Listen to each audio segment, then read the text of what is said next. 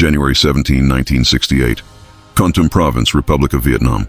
Morning rain drips steadily through the triple canopy jungle as a 19-year-old American private crouches behind a moss-covered log, barely breathing.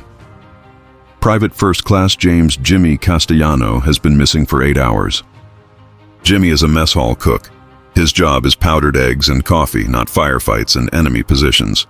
Yet through tangled vegetation about 50 meters ahead, he watches nearly 30 Viet Cong soldiers unloading wooden crates into a camouflaged bunker complex. His M16 rifle feels unnatural in his hands. In 3 months at Firebase Susan, he has never fired it outside the range. He was never trained for this. Earlier that morning, he had been riding in a convoy delivering hot food to a forward landing zone when everything went wrong. Somewhere along a muddy jungle road, automatic weapons fire erupted. The driver panicked. The truck lurched violently, and Jimmy was thrown into elephant grass taller than a man.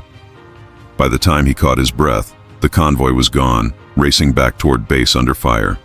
What Jimmy doesn't know is that he has just stumbled upon one of the largest North Vietnamese ammunition depots in the Central Highlands. Hidden beneath thick camouflage are rockets, mortars, small arms ammunition, and explosives, enough to supply multiple enemy regiments for months. Somewhere in those bunkers are weapons that killed American soldiers just days earlier. And Jimmy has no idea that his accidental discovery is about to save hundreds of lives. In early 1968, American forces were losing the intelligence war in Vietnam. The Central Highlands were a nightmare of terrain, steep, dense jungle where visibility was measured in feet. Enemy supply lines moved invisibly beneath the canopy. For every cache destroyed, several more remained untouched. Entire tours ended without soldiers ever seeing an enemy supply route. Firebase. Susan had been under constant pressure.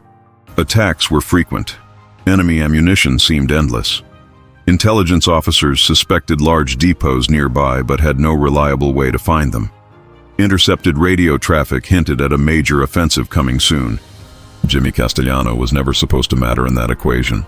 He grew up in Astoria, Queens, working in his father's Italian restaurant. Cooking was the only thing he knew well. When he joined the army, food service felt safe. He wanted to do his duty and come home alive. His training focused on feeding soldiers, not surviving jungles. Vietnam didn't care about job descriptions. After the ambush, Jimmy moved deeper into the jungle, terrified the attackers were nearby. Hours passed. He was soaked, disoriented, exhausted. Then he heard Vietnamese voices. He froze and dropped low. Through the foliage, he saw armed guards, stacked crates, and camouflaged bunkers stretching farther than he could see. He watched in silence, forcing himself not to panic. When he finally backed away, Jimmy made a critical decision. Instead of running blindly, he climbed a tree. His hands tore, his arms shook, but when he broke through the canopy, he could see miles in every direction. In the distance, he spotted Firebase Susan. He memorized landmarks, climbed down, and began the long trek back. 3 hours later, scratched and bleeding, Jimmy reached the perimeter wire. Guards nearly shot him before recognizing his uniform.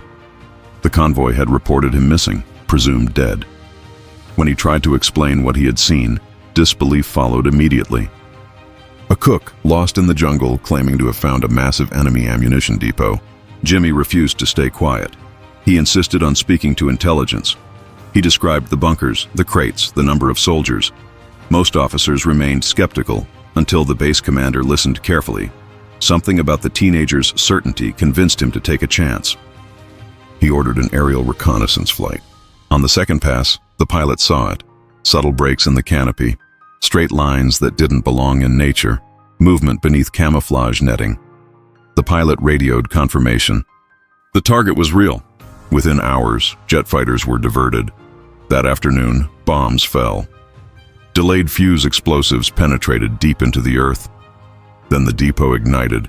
Secondary explosions ripped through the jungle in a massive chain reaction. A fireball rose thousands of feet into the air. When the smoke cleared, the entire complex was gone. 9 days later, the Tet Offensive began.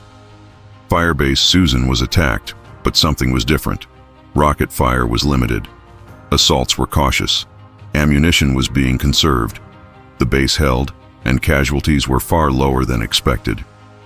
Captured documents later confirmed it. The destroyed depot had crippled enemy operations in the region. An estimated 300 American lives were saved. Jimmy Castellano received a Bronze Star. The ceremony was brief. He never considered himself a hero. He later admitted that during the ambush he froze in terror. War had made him part of history, but not without scars. He returned home later that year and went back to cooking.